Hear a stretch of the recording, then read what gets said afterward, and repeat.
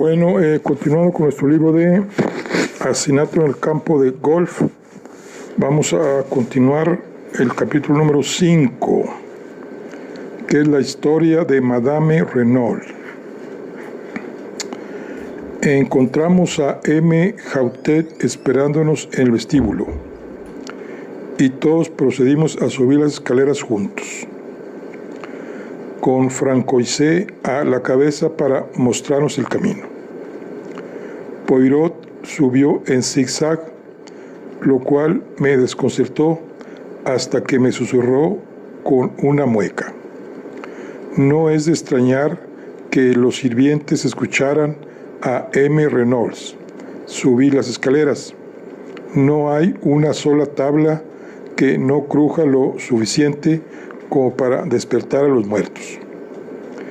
En la parte superior de la escalera, un pequeño pasillo se bifurcaba. Los aposentos de los sirvientes, explicó Pex. Continuamos por un corredor y Francoisé tocó la última puerta a la derecha. Una voz débil nos invitó a entrar y pasamos a un amplio y soleado departamento con vistas al mar, que brillaba azul y reluciente a unos 400 metros de distancia. De un sofá, apoyada con cojines y atendida por el doctor Durand, yacía una mujer, alta y de aspecto impresionante. Era de mediana edad y su cabello, antes oscuro, ahora estaba casi completamente plateado, pero la intensa vitalidad y la fuerza de su personalidad se hacían sentir en cualquier lugar. Sabías de inmediato que estabas en presencia de lo que los franceses llaman una maîtresse femme. Nos saludó con una inclinación digna de la cabeza. Por favor, tomen asiento, señores. Nos sentamos y el secretario del magistrado se instaló en una mesa redonda.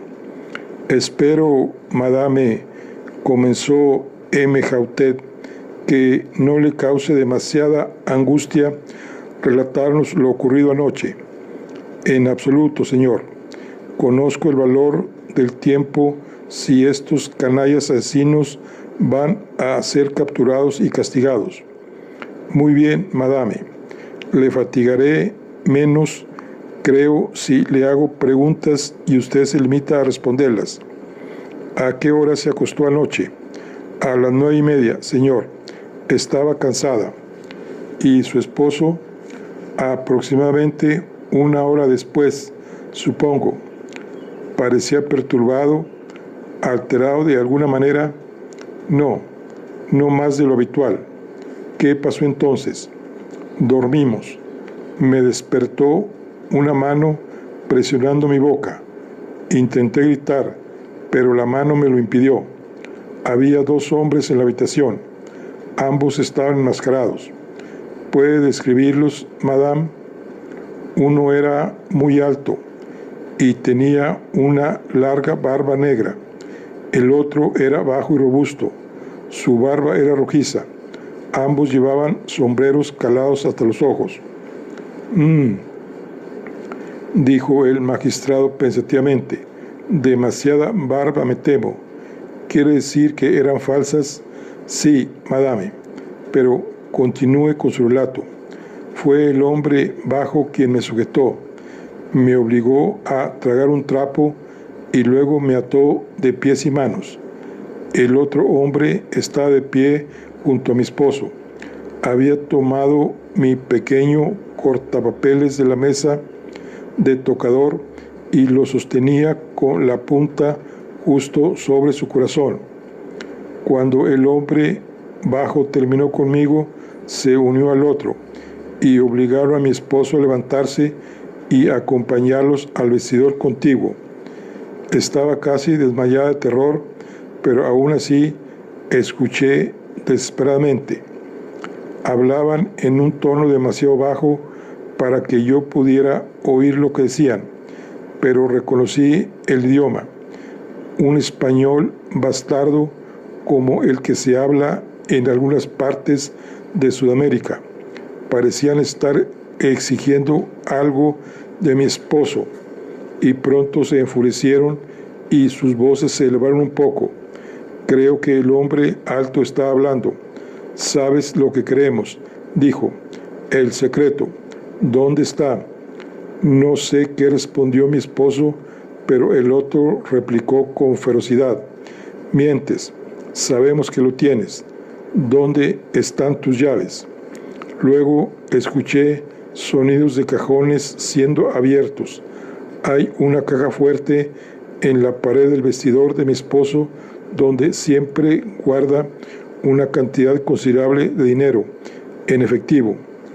Leonie me dice que ha sido forzada y el dinero robado, pero evidentemente lo que buscaban no estaba ahí, porque pronto escuché al hombre alto proferir una maldición y ordenar a mi esposo que se vistiera.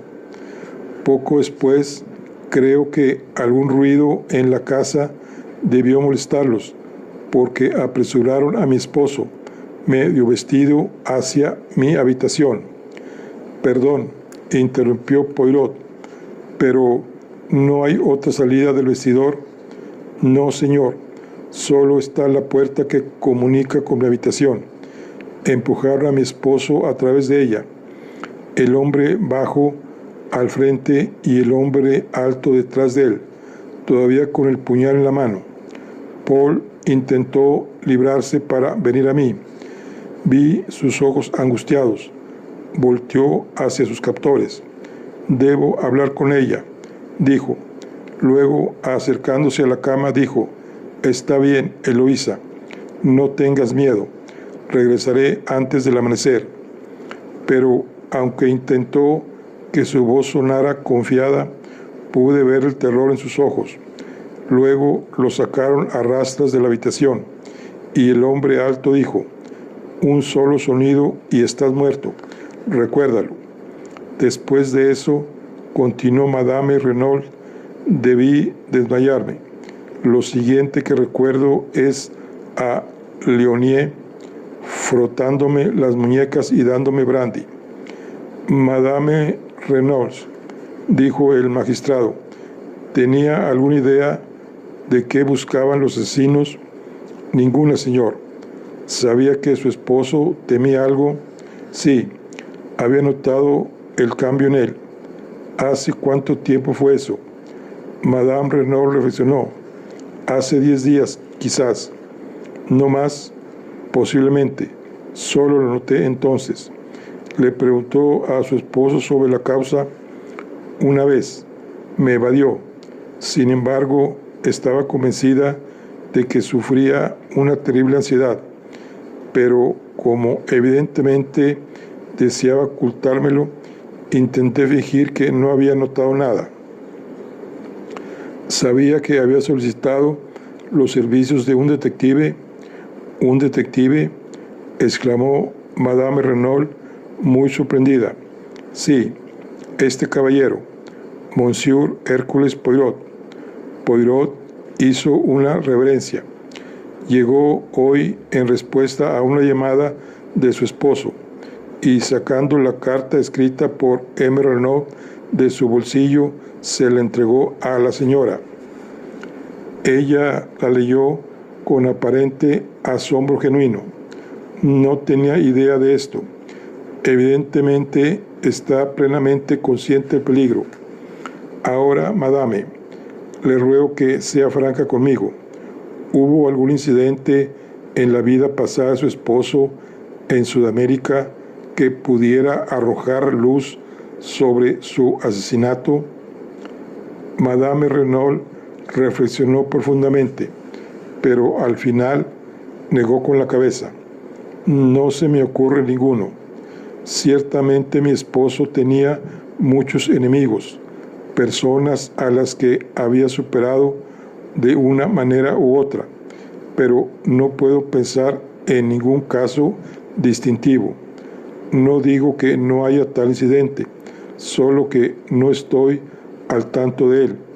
El magistrado se acarició la barba con desconsuelo. ¿Y puede precisar la hora de este ataque? Sí, recuerdo claramente haber escuchado el reloj de la chimenea dar las 2. Señaló hacia un reloj de viaje de 8 días en un estuche de cuero que estaba en el centro de la repisa de la chimenea. Poirot se levantó de su asiento, examinó el reloj cuidadosamente y asintió satisfecho. «Y aquí también», exclamó M. Bex, «hay un reloj de pulsera que sin duda los asesinos tiraron de la mesa de tocador y destrozaron en pedazos. Pocos sabían que testificaría en su contra. Con cuidado, recogió los fragmentos de vidrio roto. De repente su rostro cambió a uno de absoluta estupefacción. «Mon Dieu», exclamó, «¿qué pasa? Las manecillas del reloj marcan las 7 en punto». «¿Qué?», gritó el magistrado asombrado, pero Poirot, hábil como siempre, tomó el reloj roto del comisario, sorprendido, y lo acercó a su oído. Luego sonrió. «El vidrio está roto, sí, pero el reloj en sí sigue funcionando». La explicación del misterio fue recibida con una sonrisa de alivio, pero el magistrado recordó otro punto. «Pero seguramente no son las 7 en punto ahora, ¿verdad?». «No», dijo Poirot suavemente, «son unos minutos después de las 5. Posiblemente el reloj se adelanta». «¿Es así, madame?». Madame Renault frunció el ceño perpleja. «Se adelanta», admitió, «pero nunca lo he visto adelantarse tanto». Con un gesto de impaciencia, el magistrado dejó el asunto del reloj y continuó con su interrogatorio. «Madame, la puerta principal se encontró entreabierta. Parece casi seguro que los asesinos entraron por ahí, pero no fue forzada, en absoluto. ¿Puede sugerir alguna explicación?». «Posiblemente mi esposo salió a dar un paseo antes de acostarse y olvidó cerrarla con llave al regresar». «¿Es eso algo probable?». «Muy probable. Mi esposo era el hombre más distraído del mundo». Había un ligero ceño en su frente mientras hablaba, como si este rasgo del carácter del difunto la hubiera molestado en ocasiones.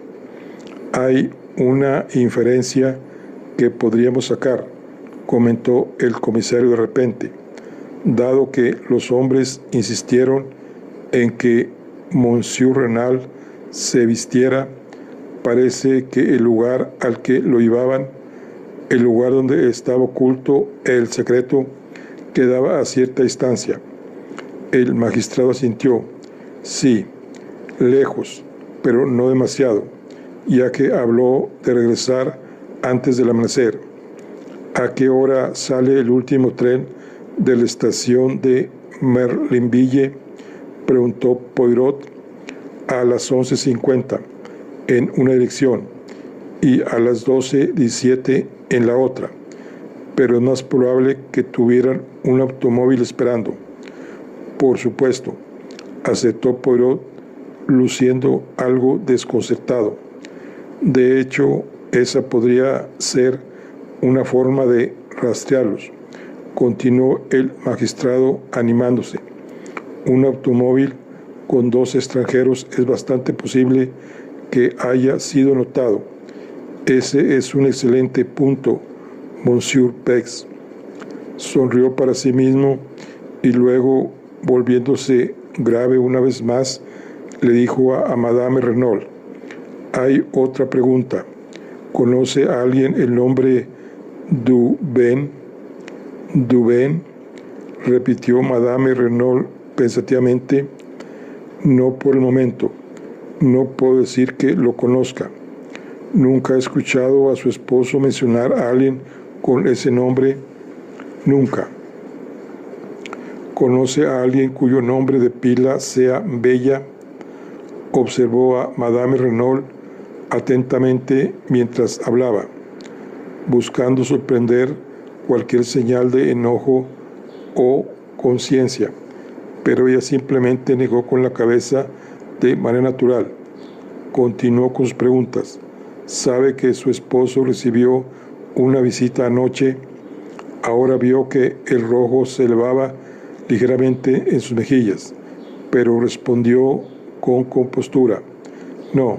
¿Quién era? Una dama. ¿De verdad?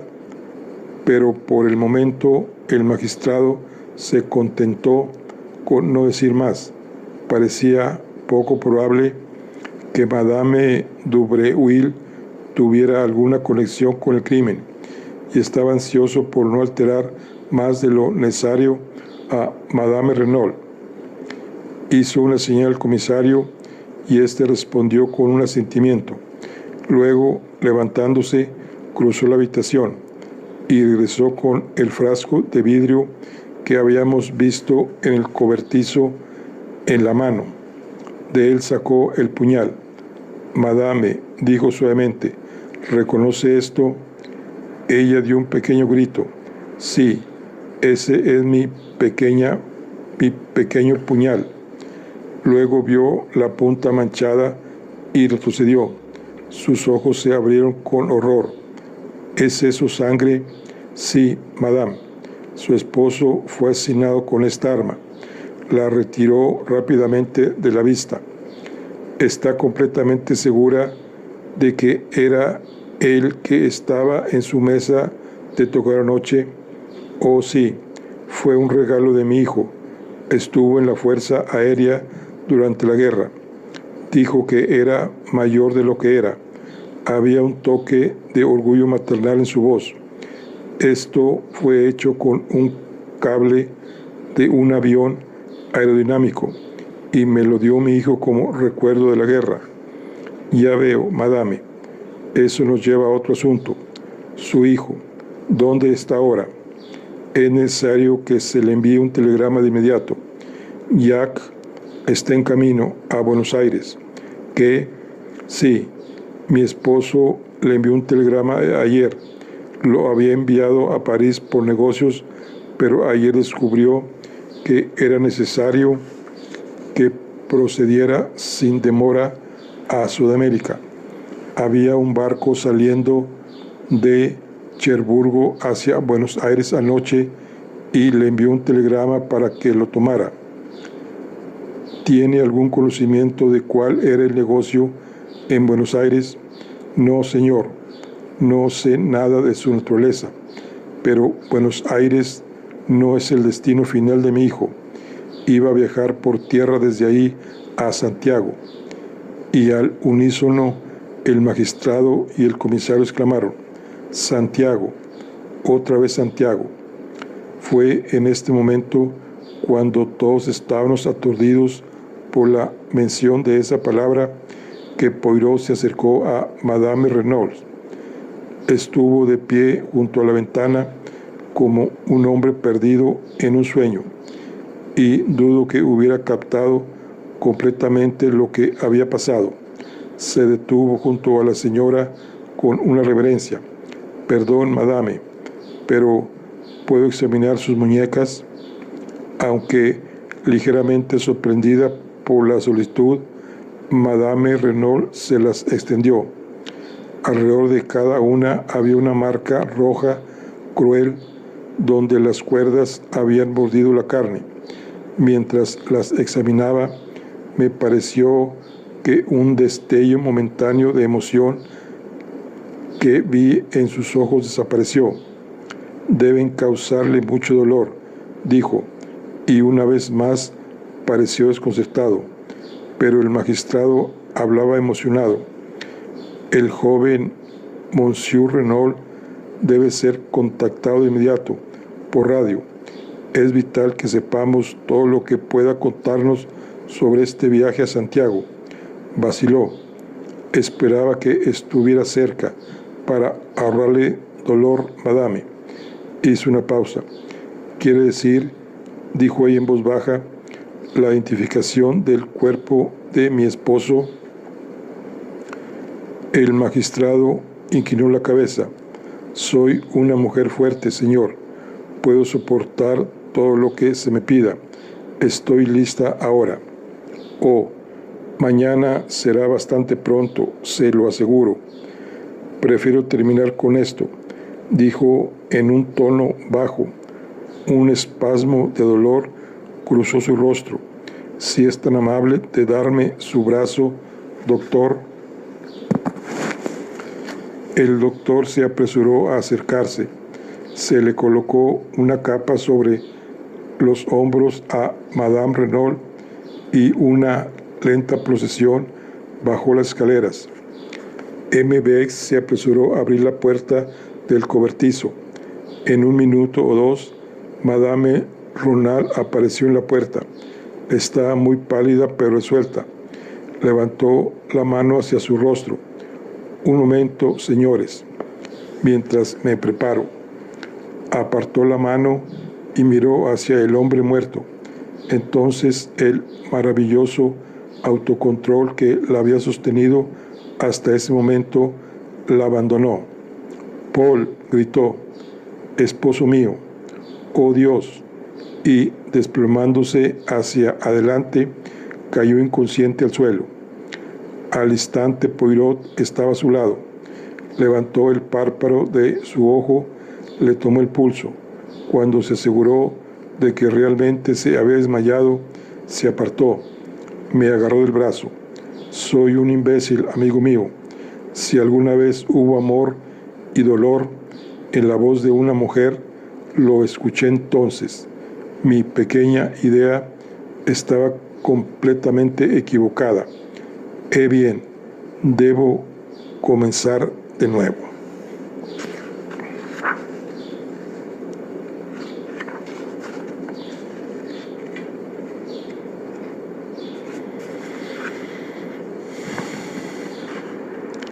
Capítulo 6. La escena del crimen. Entre el doctor y M. Hautet llevaron a la mujer inconsciente dentro de la casa. El comisario lo siguió con la mirada, sacudiendo la cabeza. Pauvre femme, murmuró para sí. El shock fue demasiado para ella. Bueno, no podemos hacer nada. Ahora, Monsieur Poirot, visitamos el lugar donde se cometió el crimen. Si usted lo desea, Monsieur Bex. Pasamos por la casa y salimos por la puerta principal. Poirot había mirado hacia la escalera al pasar y sacudió la cabeza con aire de insatisfacción. Me parece increíble que los sirvientes no hayan escuchado nada. El crujido de esa escalera, con 3 personas bajando, despertaría a los muertos. Era medianoche, recuerde. Estaban profundamente dormidos para entonces. Pero Poirot continuó sacudiendo la cabeza como si no aceptara del todo la explicación. En el camino de entrada se detuvo, mirando hacia la casa, que los llevó a probar primero si la puerta principal está abierta. Era algo muy poco probable.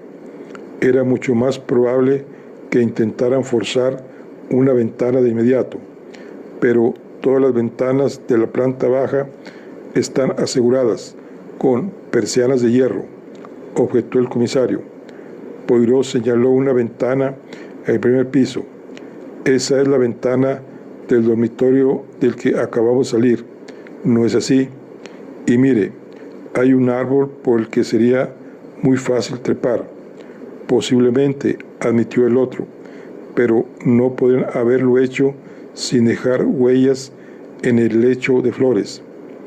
Vi la razón de sus palabras. Había 2 grandes lechos de flores ovalados plantados con geranios escarlata, uno a cada lado de los escalones que llevaban a la puerta principal. El árbol en cuestión tenía sus raíces justo en la parte trasera del lecho y habría sido imposible alcanzarlo sin pisar el lecho. Ya ve, continuó el comisario, debido al clima seco no se verían huellas en el camino de entrada o los senderos, pero en la tierra suave del lecho de flores habría sido un asunto muy diferente. Poirot se acercó al lecho y lo estudió atentamente.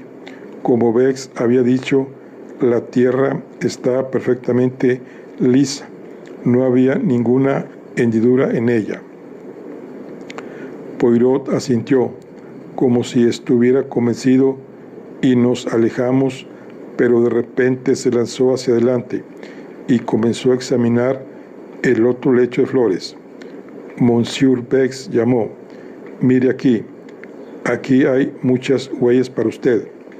El comisario se unió a él y sonrió. «Mi querido Monsieur Poirot, esas son, sin duda, las huellas de las botas claveteadas del jardinero. En cualquier caso, no tendría importancia, ya que en este lado no hay árbol y por lo tanto no hay forma de acceder al piso superior». «Cierto», dijo Poirot, evidentemente desanimado. «Entonces, ¿cree que estas huellas no tienen importancia?» «Ninguna en absoluto». Entonces, para mi total asombro, Poirot pronunció estas palabras: «No estoy de acuerdo con usted. Tengo una pequeña idea de que estas huellas son lo más importante que hemos visto hasta ahora». M. Bex no dijo nada, simplemente se encogió de hombros. Era demasiado cortés para expresar su verdadera opinión. «¿Continuamos?», preguntó en su lugar. «Por supuesto, puedo investigar este asunto de las huellas más tarde», dijo Poirot alegremente. En lugar de seguir el camino de entrada hacia la puerta, M. Bex giró por un sendero que se bifurcaba en ángulo recto. Llevaba subiendo una ligera pendiente hacia la derecha de la casa y estaba bordeado a ambos lados por una especie de arbustos. De repente emergió en un pequeño claro desde donde se obtenía una vista del mar. Había un banco colocado aquí y no muy lejos de él había un cobertizo bastante destartalado. Unos pasos más adelante, una línea ordenada de pequeños arbustos marcaba el límite de los terrenos de la villa. M. Bex se abrió paso entre ellos y nos encontramos en una extensión abierta de colinas. Miré a mi alrededor y vi algo que me llenó de asombro. «Pero esto es un campo de golf», exclamé. Bex asintió. «Los campos no están terminados todavía», explicó. «Se espera poder abrirlos en algún momento del próximo mes». Fueron algunos de los hombres que trabajaban en ellos quienes descubrieron el cuerpo esta mañana temprano. Di un respingo. Un poco a mi izquierda, donde por un momento lo había pasado por alto, había un hoyo largo y estrecho, y junto a él, boca abajo, estaba el cuerpo de un hombre. Por un momento mi corazón dio un salto terrible, y tuve la fantasía salvaje de que la tragedia se había duplicado, pero el comisario disipó mi ilusión al avanzar con una exclamación de disgusto. ¿Qué han estado haciendo mis policías? Tenían órdenes estrictas de no permitir que nadie se acercara al lugar sin las credenciales adecuadas. El hombre en el suelo giró la cabeza sobre su hombro. «Pero yo tengo las credenciales adecuadas», comentó. y se levantó lentamente. «Mi querido Monsieur Giraud», exclamó el comisario, «no tenía idea de que hubiese llegado. El magistrado instructor lo estaba esperando con la mayor impaciencia». Mientras hablaba, yo examinaba al recién llegado con la más viva curiosidad. El famoso detective de la Sûreté de París me era familiar de nombre y estaba extremadamente interesado en verlo en persona. Era muy alto, tal vez de unos 30 años, con cabello y bigote castaños y una postura militar. Había un rastro de arrogancia en sus modales que mostraba que era plenamente consciente de su propia importancia. Bex nos presentando a Poirot como un colega. Un destello de interés apareció en los ojos del detective. «Lo conozco de nombre, Monsieur Poirot», dijo. «Usted causó bastante revuelto en los viejos tiempos, ¿no es así? Pero los métodos son muy diferentes ahora». «Los crímenes, sin embargo, son muy similares», comentó Poirot suavemente. Vi de inmediato que Giraud estaba preparado para ser hostil. Le molestaba que el otro estuviese asociado con él, y sentí que si encontraba alguna pista importante, sería más que probable que se la guardara para sí mismo. «El magistrado instructor», comenzó Vaux de nuevo, pero Giraud lo interrumpió groseramente. «Un higo para el magistrado instructor. La luz es lo importante. Para todos los fines prácticos se habrá ido en otra media hora más o menos. Sé todo sobre el caso y la gente de la casa estará bien hasta mañana. Pero si vamos a encontrar una pista sobre los asesinos, aquí es donde la encontraremos. Son sus policías los que han estado pisoteando todo el lugar. Pensé que sabían más en estos días. Sin duda lo saben. Las marcas de las que se queja fueron hechas por los trabajadores que descubrieron el cuerpo». El otro gruñó con disgusto. «Puedo ver las huellas donde los tres pasaron por el seto, pero fueron astutos. Puedes reconocer las huellas centrales como las de Monsieur Renault, pero las de los lados han sido cuidadosamente borradas. No es que realmente hubiera mucho que ver de todos modos en ese terreno duro, pero no se estaban arriesgando. El signo externo», dijo Poirot. «Eso es lo que busca, ¿eh?» El otro detective lo miró fijamente. «Por supuesto». Una sonrisa muy leve apareció en los labios de Poirot. Parecía a punto de hablar, pero se contuvo. Se inclinó hacia donde había una pala tirada. «Eso es con lo que cavaron la tumba, sin duda», dijo Giraud. «Pero no obtendrás nada de ella. Era la propia pala de Renault, y el hombre que la usó llevaba guantes. Aquí están».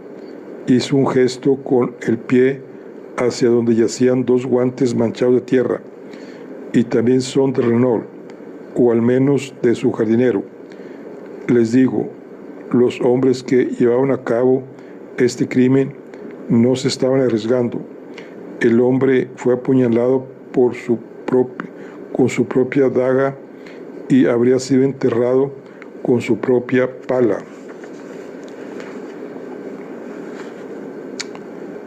Contaban con no dejar rastro, pero los venceré. Siempre hay algo, y tengo la intención de encontrarlo». Pero Poirot ahora parecía interesado en otra cosa. Un pequeño trozo descolorido de tubería de plomo que yacía junto a la pala.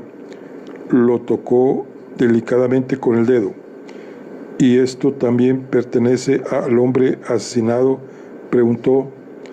y creí detectar un sutil tono de ironía en la pregunta. Giraud se encogió de hombros para indicar que no sabía ni le importaba. Podría haber estado tirado aquí durante semanas.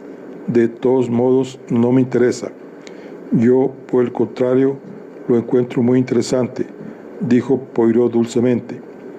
Me imaginé que simplemente está empeñado en molestar al detective de París, y de ser así, lo logró.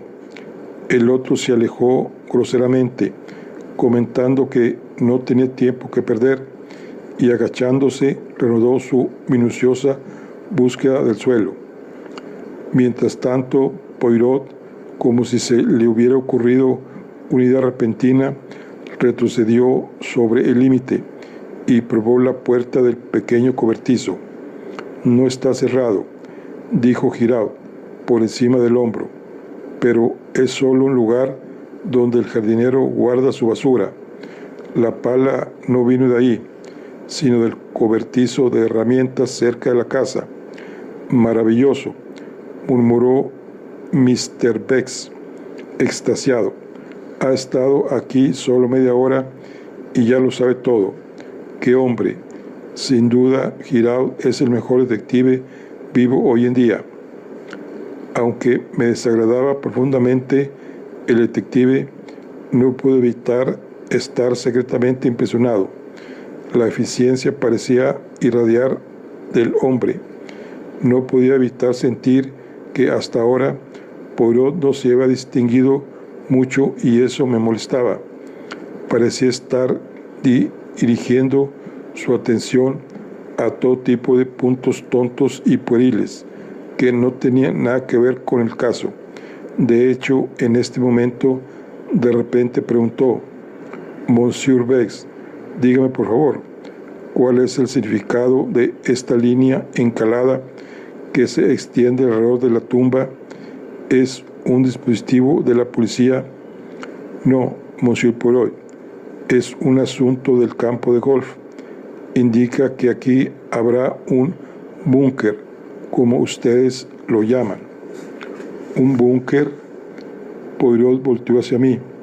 Ese es el hoyo irregular lleno de arena con un banco a un lado, ¿no es así? Asentí. Monsieur Renaud sin duda jugaba al golf. Sí, era un ávido golfista. Es principalmente gracias a él y a sus grandes donaciones que este trabajo se está llevando a cabo. Incluso tuvo algo que ver en el diseño. Poirot asintió positivamente. Luego comentó: no fue una buena elección que hicieron de un lugar para enterrar el cuerpo. Cuando los hombres comenzaron a cavar el suelo, todo habría sido descubierto. Exactamente, exclamó Giraud triunfalmente. Y eso prueba que eran extraños en el lugar. Es una excelente pieza de evidencia indirecta. Sí, dijo Poirot con duda. Nadie que conociera el lugar enterraría un cuerpo ahí, a menos que quisiera que fuera descubierto.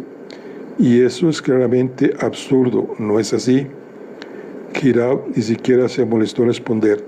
Sí, dijo Poirot, con una voz algo insatisfecha. Sí, sin duda absurdo. Bueno, aquí concluimos la charla del día de hoy. Nos vemos en la siguiente. Hasta luego.